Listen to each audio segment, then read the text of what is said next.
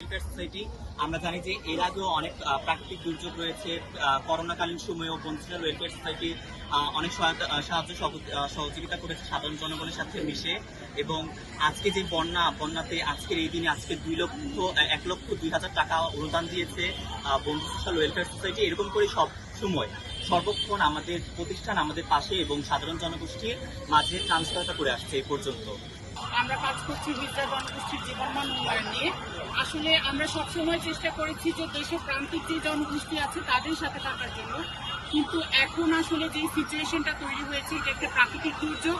এখানে আসলে কারো বসে থাকার সময় নয়, তার জন্য আমরাও চিন্তা করেছি যে আমাদেরও কিভাবে পাশে থাকা যায়। আসলে সেই কথা চিন্তা করেই সামাজিক দায়বদ্ধতার জায়গা চিন্তা করে, যেহেতু আমরা চাচ্ছি একটি বৈষম্য বিরোধী সমাজ যেখানে শুধুমাত্র নারী, পুরুষ, ধর্ম, গোত্র কোনো কিছু নিয়েই আসলে বৈষম্য থাকবে না, তার জন্যই মূলত আসলে এগিয়ে আসা।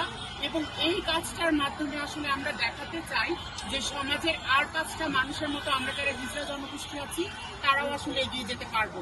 আসলে আমাদেরকে বাদ দিয়ে সমাজ দেখলে হবে না, আমাদেরকে সাথে নিয়েই চলতে হবে।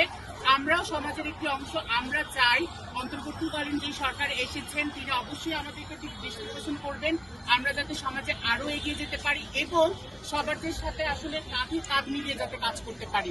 তার জন্য আসলে আমাদের এই ক্ষুদ্র প্রচেষ্টা। আমরা এখানে এসেছি সামান্য একটি ডোনেশন দিয়ে, আমাদের অর্গানাইজেশনের পক্ষ থেকে, আমাদের সবার পক্ষ থেকে। আমার সাথে এখানে আমার আরো কলিগরা আছেন যারা আমরা সবাই হিজড়া সমাজের একটি অংশ। আর যেহেতু আমরা আসলে একটি পিছিয়ে পড়া জনগোষ্ঠী, এখন আমরা চাচ্ছি যে আসলে আমাদের পিছিয়ে পড়া বলা যাবেও না আর পিছিয়ে দেওয়াও যাবে না। আমরা চাচ্ছি আর সমাজের 10টা মানুষ আপনারা যেভাবে এখানে এসেছেন আমরাও যেন এখানে এসে আসলে আমরাও সমাজের সাথে একটি ভালো কাজে যাতে অংশ হয়ে থাকতে পারি।